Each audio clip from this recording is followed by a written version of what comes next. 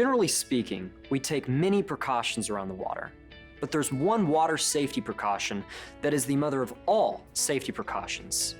Know yourself and know your family members and your surroundings. Now, I get it. In the excitement of being around the water, it's easy to forget a few important facts that might play a crucial role in your own personal safety and the safety of your children. According to the American Red Cross, more than half of Americans are insufficient swimmers, meaning that they either can't swim or don't have all of the basic swimming skills. The American Red Cross recommends that swimmers should be able to enter water that is over their head and then return to the surface, float or tread water for at least 1 minute, turn over and around in the water, swim at least 25 yards without stopping, and exit the water unassisted. Swimming classes and lessons can go a long way to improving safety around the water.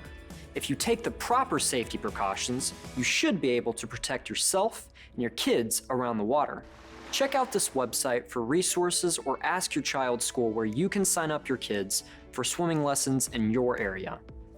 Before you or any kid you're responsible for hit the water, remember to ask yourself these questions. 1. Is the person who is supervising swimmers sober? Does the supervisor know if the swimmers under their care are sober? Around the water, it's incredibly important that you stay alert and focused on children and people you're responsible for. Alcohol and drugs can severely impair judgment, ability, and response time. 2. Is the water safe? Have you checked the surroundings? Is the water clear? Is there a current? How cold is the water? Are there storms in the area?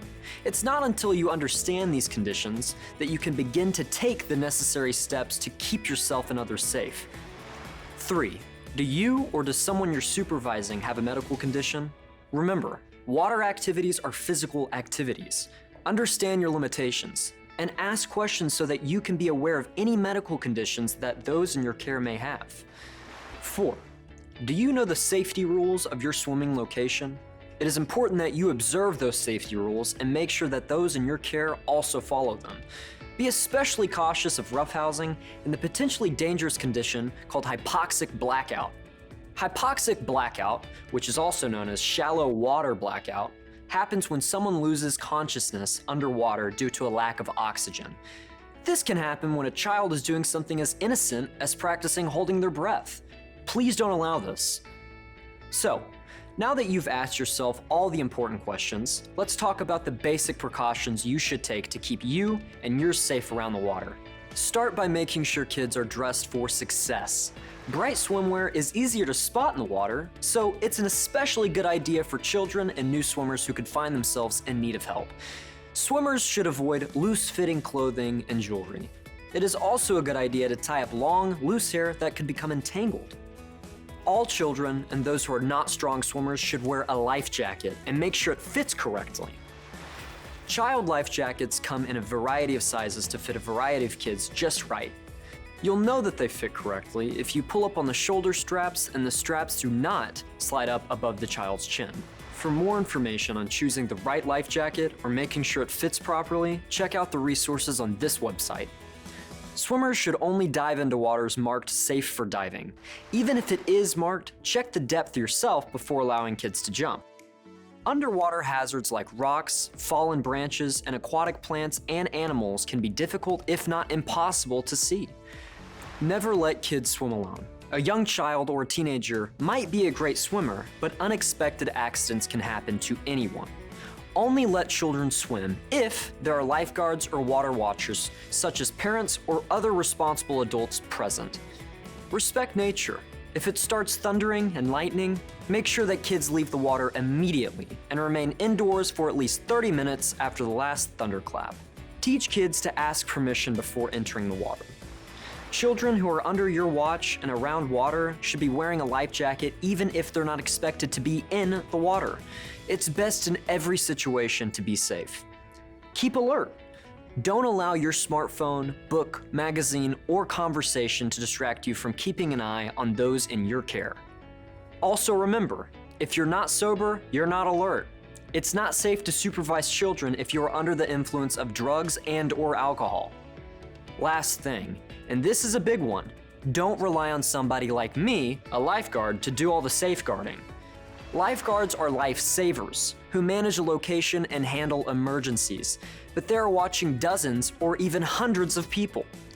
In the end, you're the lifeguard you and yours rely on most. No matter how many precautions you take, something could happen. If you lose sight of a child or a child goes missing, please check the water first. It's also important to recognize when a swimmer needs help. Let's walk through those signs. It may surprise you to learn that swimmers in trouble rarely wave their arms and shout for help. After all, they're using all their energy to keep their head above the water. Instead, observe if the swimmer is having trouble making forward progress, is upright but unable to move, or is motionless and face down. Your best course of action is to alert the lifeguard. This is what he or she is trained for. In the absence of a lifeguard, remember the Red Cross message: reach or throw, don't go. That means if you can reach the troubled swimmer from someplace dry, or if you can toss a flotation device within the swimmer's reach, do it. A drowning person or struggling swimmer can easily pull the person trying to rescue them under the water in panic. If you must get in the water to rescue a swimmer, it's important to keep yourself out of danger. One last thing, knowing CPR is very important. You might need to use it on the troubled swimmer once you're both back on land. In Arkansas, you can get CPR certification by visiting this website. CPR certification in Arkansas expires every 2 years.